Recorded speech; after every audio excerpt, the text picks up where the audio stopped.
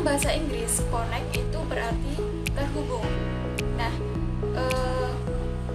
makna terhubung yang dimaksudkan di sini adalah untuk menghubungkan materi-materi dalam satu disiplin ilmu. Dengan menggunakan model connected, dimungkinkan materi-materi yang memiliki keterkaitan dapat dipadukan menjadi satu aktivitas pembelajaran, sehingga materi dapat mudah dikuasai oleh siswa dan tidak terpecah-pecah. Dengan model connected, dimungkinkan siswa juga akan mampu menuangkan ide-ide, gagasan, dan keterampilannya sehingga sangat dimungkinkan antar tema, materi, bab maupun keterampilan dapat saling terpadu menjadi satu kesatuan pemahaman yang utuh. Pembelajaran terpadu dengan menggunakan metode connected menuntut pemahaman dan kreativitas guru dan siswa dalam menuangkan ide-ide ke dalam suatu pembelajaran yang efektif. Dalam hal ini, fokus utama tetap berada pada siswa atau student oriented atau sebagai pelaku utama pembelajaran. Guru dapat mengajak siswa bermusyawarah dalam menentukan materi-materi yang sekiranya memiliki keterkaitan untuk dipadukan dalam suatu aktivitas belajar mengajar. Selanjutnya, guru dapat membuat rencana pembelajaran yang mengkoordinir materi-materi secara terintegrasi dengan tetap mengacu pada standar kompetensi dan juga kompetensi dasar. The Connected Model ini pastinya mempunyai keunggulan serta kelebihan. Beberapa keunggulan model connected ini antara lain, yang pertama adalah dengan pengintegrasian konsep-konsep dalam satu bidang studi, maka siswa mempunyai gambaran yang luas bagaimana suatu bidang studi yang terfokus pada suatu aspek tertentu. Keunggulan yang kedua adalah siswa dapat mengembangkan konsep-konsep kunci secara terus-menerus sehingga terjalin proses internalisasi.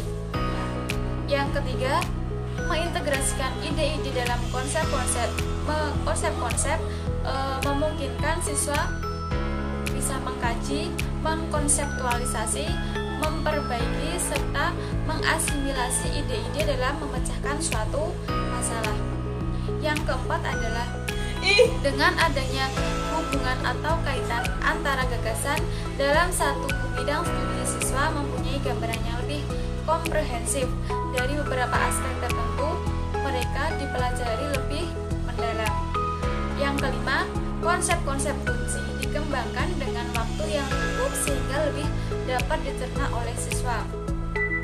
Yang keenam, tidak mengganggu kurikulum yang sedang berlaku. Selanjutnya, kelemahan dari model connected ini. Yang pertama adalah tidak mendorong guru untuk bekerja secara tim, sehingga isi pelajaran tetap terfokus tanpa merentangkan konsep-konsep serta ide antar satu bidang studi. Yang kedua, dalam memadukan ide-ide pada suatu konsep, maka usaha untuk mengembangkan keterhubungan antar konsep dalam satu bidang studi menjadi terabaikan. Yang ketiga, masih kelihatan terpisahnya bidang studi, belum memberikan gambaran yang menyeluruh karena belum menggabungkan bidang-bidang pengembangan atau mata pelajaran yang lain. Selanjutnya yaitu the Web model atau model jaring laba-laba. Model ini merupakan model pembelajaran terpadu yang implementasinya menggunakan pendekatan tematik. Pendekatan ini pengembangannya dimulai dengan menentukan tema-tema tertentu, misalnya lingkungan. Tema bisa ditentukan dengan negosiasi antara guru dengan siswa, tetapi dapat pula dengan cara diskusi sesama guru. Setelah tema disepakati, kemudian dikembangkan sub-sub temanya dengan memperhatikan kaitan dengan bidang-bidang studi lainnya. Dari sub-sub tema ini dikembangkan aktivitas belajar yang dilakukan oleh siswa. Jadi, model Webet atau jaring laba-laba terimplementasi melalui pendekatan tematik sebagai pemandu bahan dan kegiatan pembelajaran.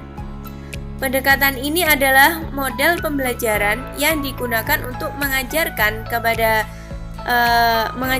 tema tertentu yang cenderung dapat disampaikan melalui beberapa bidang studi lain.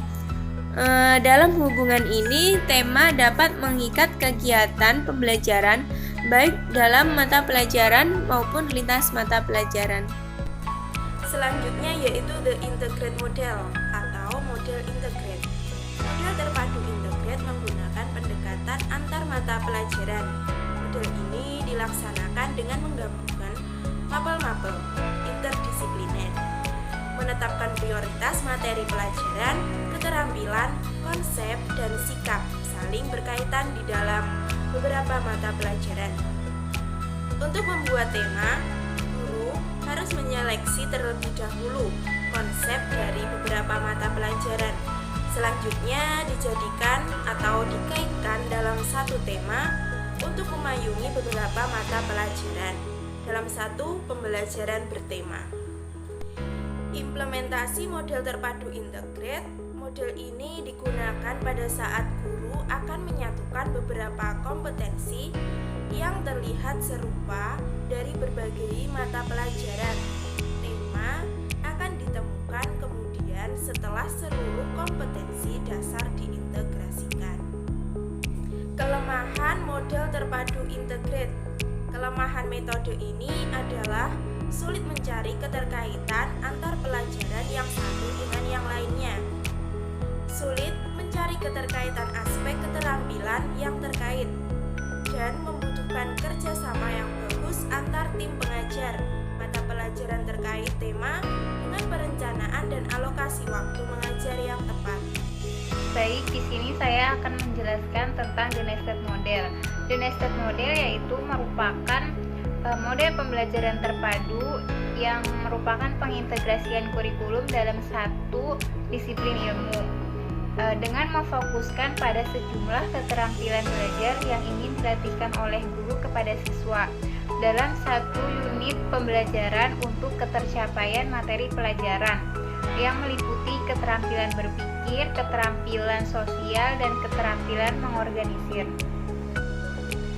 Model nested merupakan perpaduan dari berbagai bentuk penguasaan konsep keterampilan melalui sebuah kegiatan pembelajaran. Misalnya, pada saat jam tertentu, seorang guru memfokuskan pembelajaran kegiatan pada pemahaman kata, makna kata, dan ungkapan dengan saran perubahan keterampilan dalam mengembangkan daya imajinasi, daya berpikir logis, menentukan ciri bentuk dan makna kata-kata dalam puisi, serta membuat ungkapan dan menulis puisi.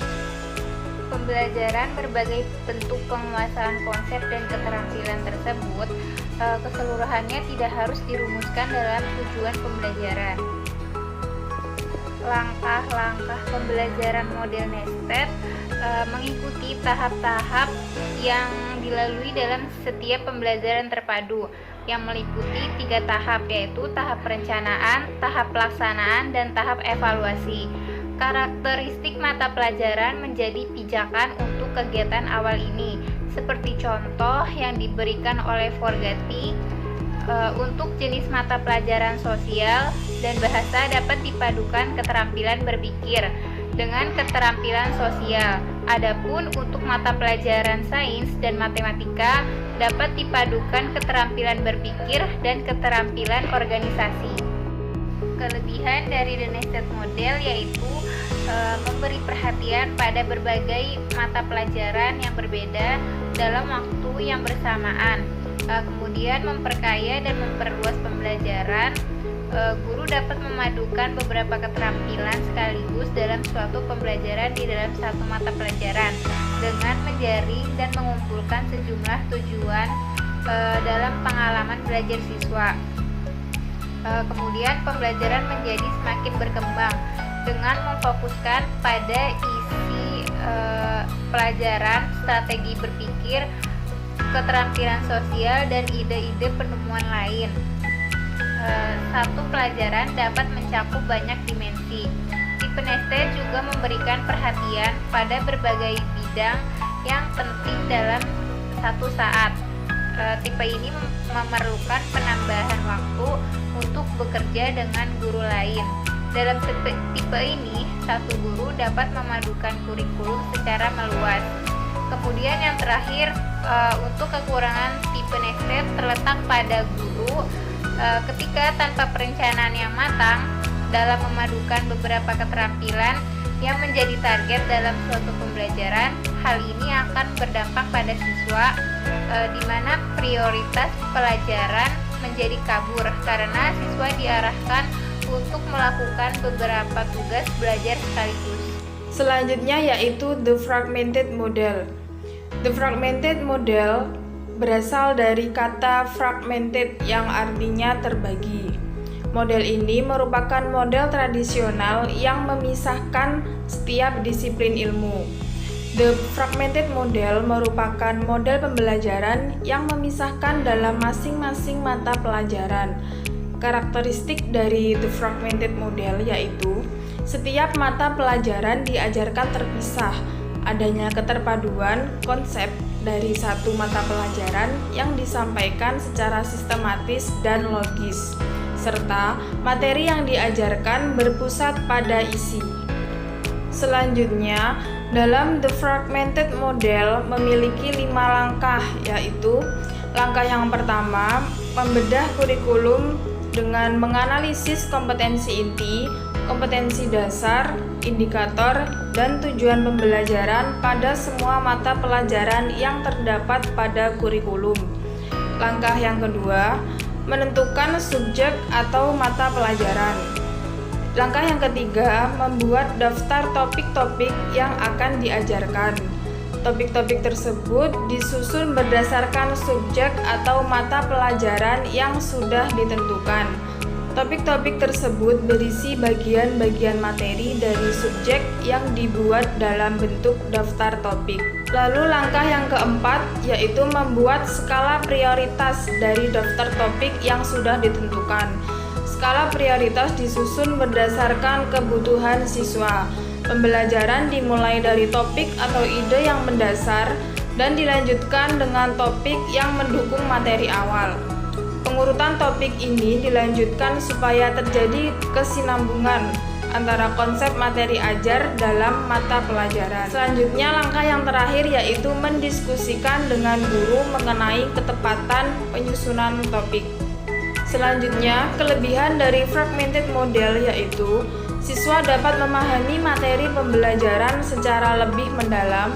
Siswa dapat mengimplementasikan hasil belajar dari bidang tersebut untuk dapat dimanfaatkan dalam kehidupan sehari-hari, serta guru dapat menyiapkan bahan ajar sesuai dengan bidang keahliannya. Sedangkan kekurangan dari fragmented model yaitu guru mengalami kesulitan dalam mengaitkan materi dalam kehidupan sehari-hari, dan siswa tidak mampu membuat hubungan yang berkesinambungan antara macam ilmu yang berbeda.